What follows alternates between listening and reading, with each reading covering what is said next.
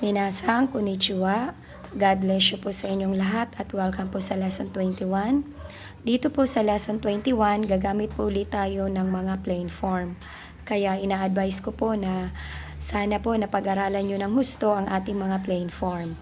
Ang mga plain form na yon ay manggagaling sa verb, adjective, na adjective, noun, maging sa ibang sentence pattern. Gagawin po nating plain form, maaari po nating ilagay dito sa pattern na ito. Lilinawin ko lang po, hindi po lahat ng sentence pattern ay maaari nyo pong ilagay dito sa to omoimasu. Ang ibig sabihin po ng pattern na ito ay I think that or sa tingin ko, sa palagay ko, yun po ang ibig sabihin yan. Ang pattern na ito ay may dalawa pong gamit or ibig sabihin. Una po, conjecture. Kapag sinabing conjecture ay haka-haka, hula-hula mo lang po or palapalagay mo lang po. Pangalawa, stating one's opinion. Ito naman po yung pagsasabi mo lang ng sarili mong opinion. Example po tayo. Ang unahin po natin ay verb na plain form. Yung adverb po na kasama po pala ng to omoimasu ay tabun. Kapag sinabing tabun, marahil, siguro, or malamang. Basahin po natin ang example po natin. Ashita ame ga furimasu. Bukas ay uulan po. Gawin po natin siyang sa palagay ko or sa tingin ko, bukas ay uulan po.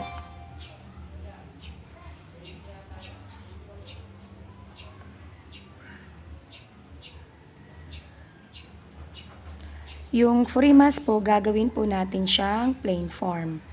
Ang plain form po ng furimasu ay manggagaling po sa dictionary form. Kikilalanin po natin siya kung group 1, group 2, or group 3. Ito po ay group 1 kasi naka-A-line po yung ri. Ang rules ng group 1 sa pagkuha po ng dictionary form, i-change mo yung E-line kay U-line. Kunin natin yung fu. Tapos yung ri magiging ru. Naging furu. Furu. Ashita ame ga furu. Tapos, ilagay na po natin yung pinaka sentence pattern natin. To omoimasu. Ito po yung plain form natin. Basahin po natin. Ashita ame ga furu to omoimasu. Ang next example natin ay Rai sensei wa jumosho ni imasu. Si Rai sensei ay nasa office po. Gagawin po natin siyang sa palagay ko or sa tingin ko, si Rai sensei ay nasa office po.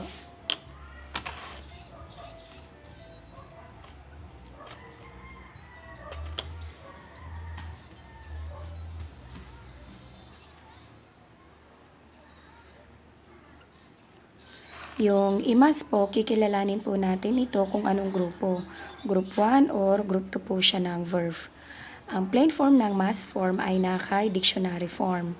Ito po ay group 2. Kasama po siya sa E-line na nasa special ng group 2. Ang rules ng group 2, tatanggalin lang po ang formula. Tanggalin natin yung mass.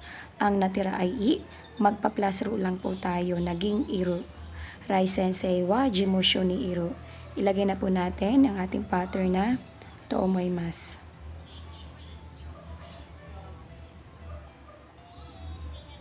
Basahin po natin. Rai sensei wa jimosho ni iru to omoimasu. Example pa po tayo. Ito sang wa mo uchi e kairimashita. Si Mr. Ito ay nakauwi na sa bahay. Gawin po natin siyang sa palagay ko or sa tingin ko, si Mr. Ito ay nakauwi na sa bahay.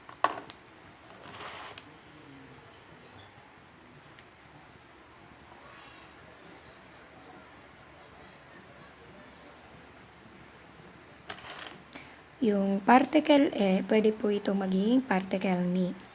Yung kairimashita po, papalitan po natin ito ng plain form. Ang plain form po ng mashita ay naka-ita form. Kikilalanin natin ang verb natin kung group 1, group 2, or group 3. Ito po ay group 1 kasi naka-E-line po. Tatanggalin po natin ito at may ipapalit tayo sa kanya. Isulat po muna natin ito. Ka-e. Yung ri, ang kagrupo niya ay ichiri. Ichirita. Chisaitsu at naging kaita. Tapos, lagay na po natin yon. To omoimasu. Kahit po ito ay naka-past tense, wag nyo pong ipa-past tense din yung omoimasu. Naka-as-is lamang po ito. Wag nyo pong babaguhin ito. Ang mababago lamang po kung ano po yung nakalagay po rito. Basahin po natin. Ito-san wa mo uchi e kaita to omoimasu. Ang next example po natin ay Rai Sensei wa SME ikimasen. Si Rai Sensei ay hindi po pupunta sa SM. Gagawin po natin siyang sa palagay ko or sa tingin ko, si Rai Sensei siguro hindi po pupunta sa SM.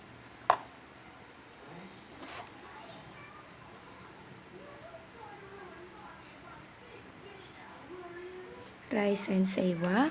Nagkaroon po tayo ng adverb. Lagay po natin. Tabun. SME. Siningit lamang po natin ito dito. Yung ikimasen po, gagawin po natin siyang plain form. Ang plain form po ng masen ay nakay nai form. Tapos, itong verb natin na iki, yung pinaka-verb stem natin, kikilalanin po natin ito kung anong grupo. Group 1 ba, Group 2, or Group 3. Ito po ay naka-e-line, kaya ito po ay Group 1. Tatanggalin po natin ito. Kopyahin natin yung E. Ang rules ng Group 1, papunta kay nai form, ang E-line ay papalitan ng A-line. Magiging ka. Naging ika. Tapos, ilagay na po natin yung nai. Ikanay. At yung ating pattern.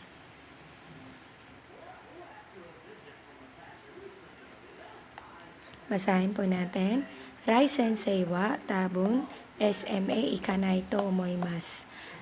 Ito po ay nai form, naka-negative po siya, pero po naka-positive tayo dito kasi nagpalagay tayo.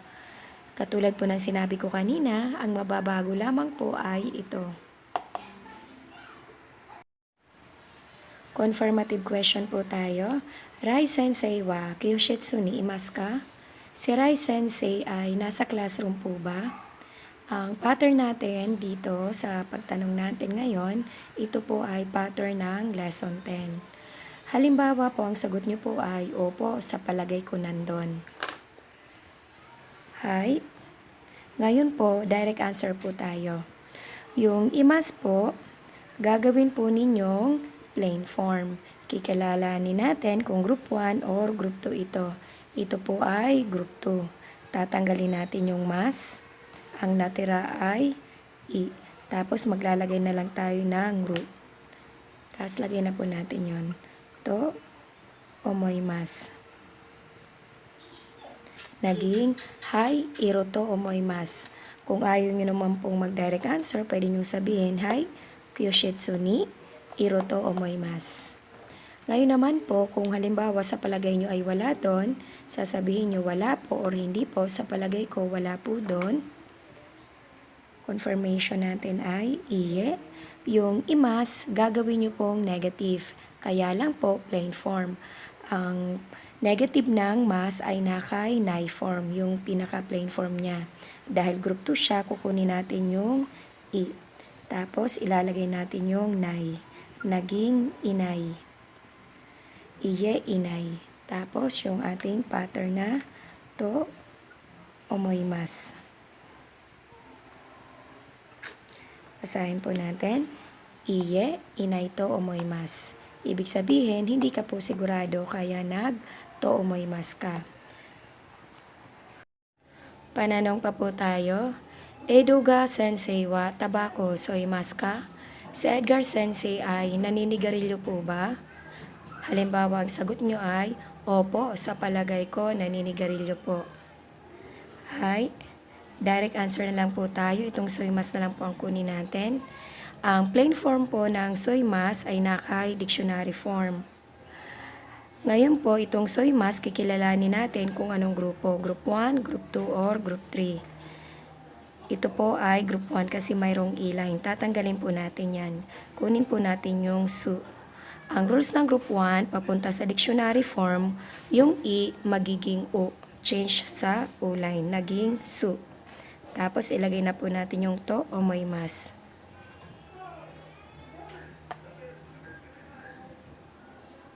Naging hi. So, to may mas. Kung gusto nyo pong kunin yung tabako, wala pong problema. Magiging hi. Tabako, suto, may mas. Halimbawa, ang sagot nyo ay hindi po. Sa palagay ko, siguro hindi po naninigarilyo. Iye. Nagkaroon po tayo ng adverb na tabung. Tayo po ay direct answer na lang po ulit. Ang negative po ng mas ay masen. Kukunin po natin ang present negative na plain form ng masen. Siya po ay naka-nay form.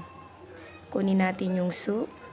Ang rules ng group 1, yung E-line papunta sa nay form, papalitan natin ito ng wa. Kaya magiging suwa. Tapos lagyan na natin yung nay.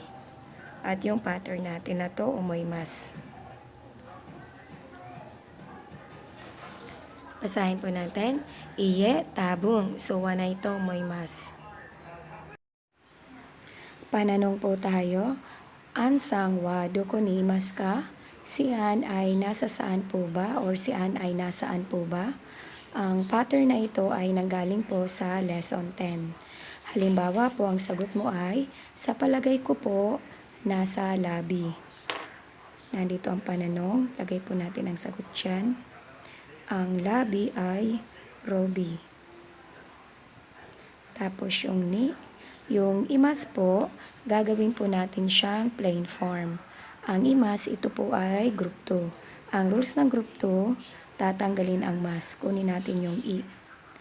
Ang group 2, ang dictionary form niya, nagdadaglag lang po tayo ng ru. Naging iru. Tapos, lagay na natin yung to o may mas. Basahin po natin. Robi ni iruto o may mas. I-adjective po tayo. Nihongo no benkyo wa omoshiroi desu. Ang pag-aaral ng Nihongo ay interesting po.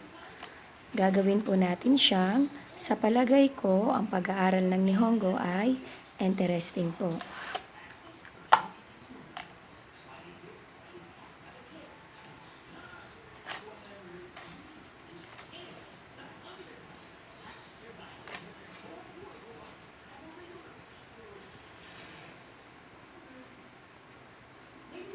Ang plain form po ng i-adjective, tinatanggal lang po ang des. Kaya hanggang kay omoshiroi lang po tayo. Tapos ilalagay na po natin yon.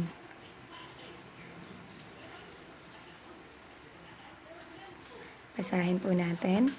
Nihongo no benkyo wa omoshiroi to omoimasu. I-adjective pa rin po tayo. Nihon wa tabimono ga oishi desu. Ibig sabihin, masarap ang pagkain ng Japan.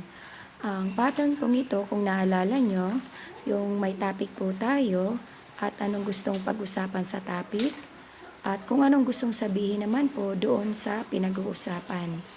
Ito po yung pattern na yon. Gawin po natin, sa palagay ko, masarap ang pagkain ng Japan.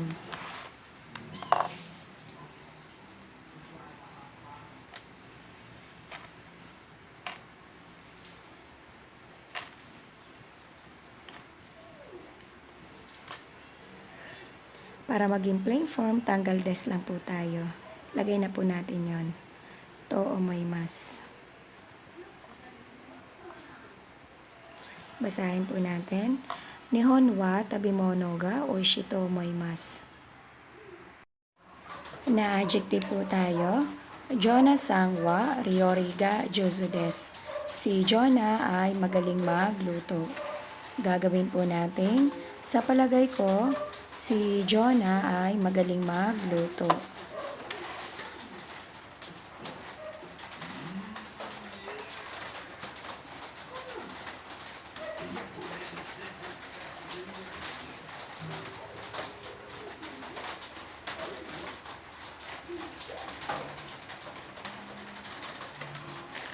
Ang jozu ay na-adjective.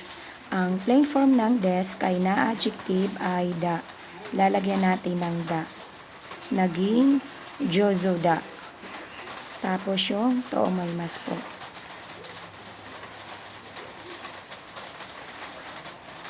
Basahin po natin. Jona-san wa ryori ga juzu da to omoimasu. Na-adjective pa rin po tayo. Ano hito wa shinsetsu desu. Ang taong yon ay mabait po. Gagawin po natin sa palagay ko, ang taong yon ay mabait po.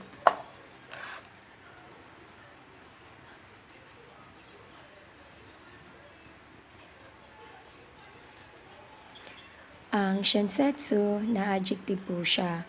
Ang plain form po ng des ay da. Naging shinsetsu da. Tapos add na po natin yung to omoimasu.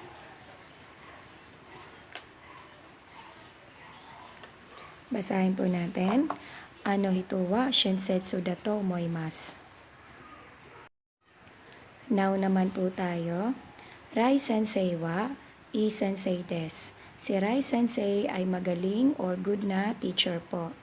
Gagawin po natin siyang, sa palagay ko, si Rai Sensei ay magaling pong teacher or good pong teacher.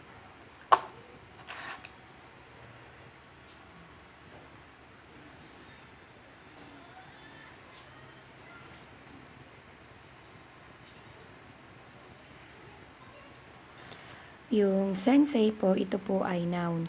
Ang formula po ng noun at na adjective ay pareho lamang. Kaya yung des ay gagawin din po nating da. Magiging i sensei da. Tapos yung to, omoimasu.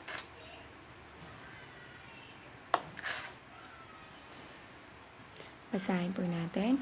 Rai sensei wa ii sensei da to omoimasu. Noun pa rin po tayo. Ito sensei wa dokshin desu. Si Ito Sensei ay single po. Gagawin po natin sa palagay ko, si Ito Sensei ay single po.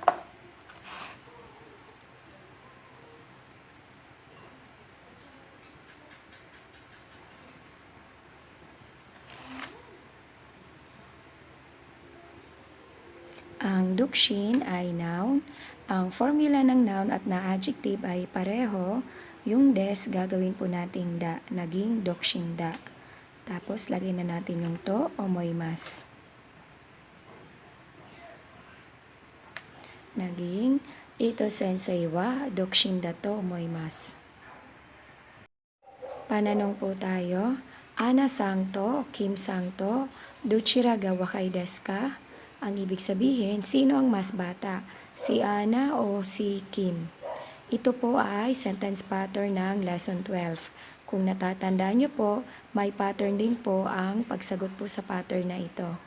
Halimbawa po, ang sagot natin ay, sa palagay ko, mas bata si Kim. Si Kim po ang pinili natin.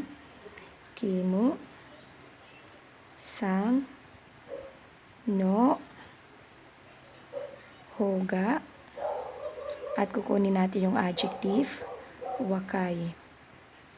Dahil ang wakai ay i-adjective, i-connect na natin yung to omoimasu.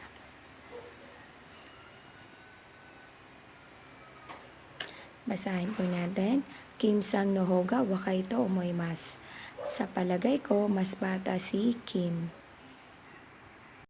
Pananong pa po tayo. Rai Sensei wa nansai desu ka?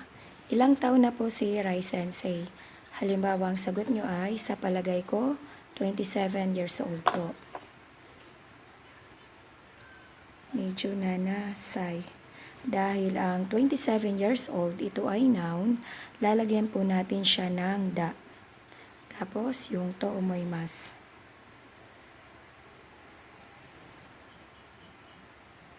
Medyo nanasay da to omoimasu. Sa palagay ko, 27 years old po.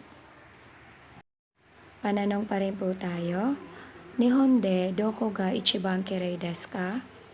Sa Japan, saan po ang pinakamaganda? Ito po ay lesson 12 na pattern po. Gawin po natin siyang, sa Japan, saan po ang pinakamaganda sa palagay mo? Nihon de doko ga ichibang kirei. Ang kirei po ito ay na-adjective. Magkakaroon po tayo dito ng da. Tapos ilagay natin yung to omoimasu. Dahil tayo ay nagtatanong, maglalagay po tayo ng ka. Basahin po natin. Nihon de doko ga ichiban kirei da to omoimasu ka? Sa palagay mo, saan ang pinakamaganda sa Japan, or sa Japan, saan ang pinakamaganda sa palagay mo? Halimbawa po, ang sagot mo ay, sa palagay ko, Tokyo po ang pinakamaganda. Ito po yung pananong natin. Diyan natin itapat yung sagot. Tokyo ga ichibang.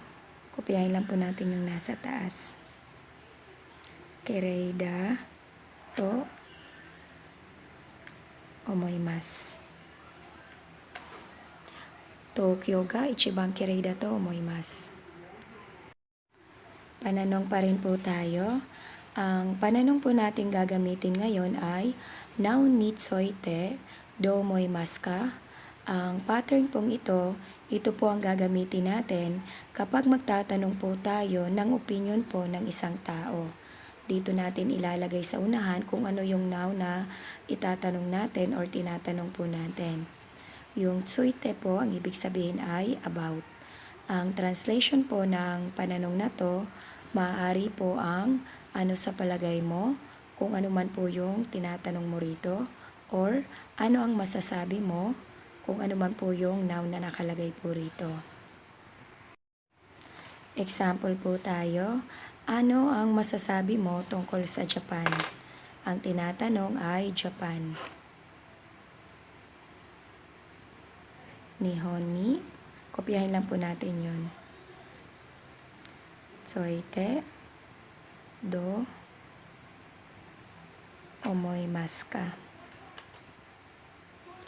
Nihon ni tsoite do omoimasu ka? Dito po sa do, hindi na po natin kailangan maglagay ng to kapag ang pananong na to ang gamit po natin. Halimbawa po, ang masasabi ko tungkol sa Japan, ito po yung aking opinion. Sa palagay ko, ang Japan ay magandang bansa po. Dito na natin ilagay.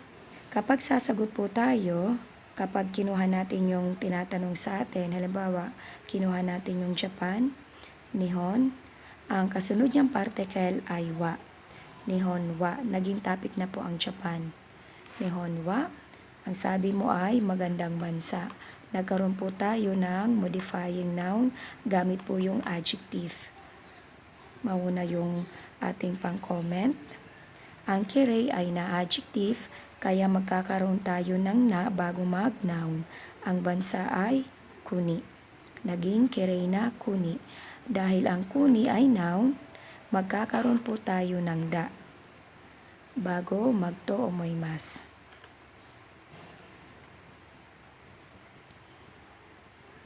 Basahin po natin. Nihon ni tsoite do omoimasu ka? Nihon wa kirei na kuni da to omoimasu. Kung gusto mo naman pong mag-direct answer, pwede nyo naman pong sabihin ay kirei na kuni da to omoimasu. Hindi nyo na po kailangan sabihin pa ang nihon wa. Nasa pananong pa rin po tayo ng nihon ni tsoite do omoimasu ka? Ano ang masasabi mo tungkol sa Japan? Halimbawa, ang sagot naman natin ngayon ay, sa palagay ko, convenient ang transportation. Mag-direct answer po tayo. Kapag sinabi pong convenient ang transportation, yung transportation po ay kotsu. Tapos, particle ga. Ang convenient po ay benri. Ang benri ay na-adjective po ito. Kaya magkakaroon po tayo ng da. Tapos, ilagay na natin yung to omoimasu. Basahin po natin. Nihon ni tsoite do omoimasu ka? Kotsu ga benri da to omoimasu. Conversation po tayo. Sabi po ni A-sang, fax wa benri da to omoimasu. Ang benri ay na-adjective, kaya nagkaroon ng da. Ang ibig sabihin po nito, sa palagay ko, convenient ang facts. Kapag ikaw po ay sang-ayon, ito po ang sasabihin mo. Sumagot si Bisang, sabi niya, watashi mo so omoimasu. Ibig sabihin, sa palagay ko din. Kapag ikaw ay hindi sang-ayon, ito naman po ang sasabihin mo. Sumagot si Sisang, sabi niya, watashi wa so omoimasen. Sa palagay ko, hindi. Dito po sa omoimasen, nagkaroon na po tayo ng negative. Kasi po, hindi naman po tayo gumamit ng sentence pattern na blank to omoimasu. Ang ating example po ngayon ay ilan sa mga sentence pattern po natin. Basahin po natin ito.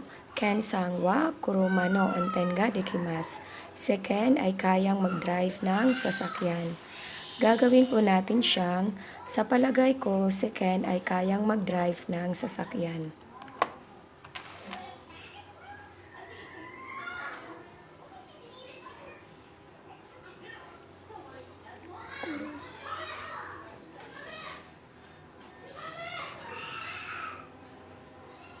Tapos yung dekimasu po, kikilalanin po natin ito kung anong grupo.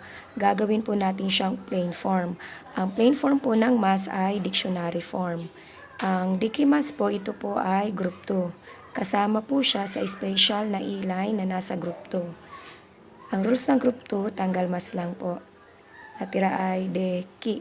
Maglalagay lang po tayo ng ru. Naging dekiru. Plus yung to, omoimasu.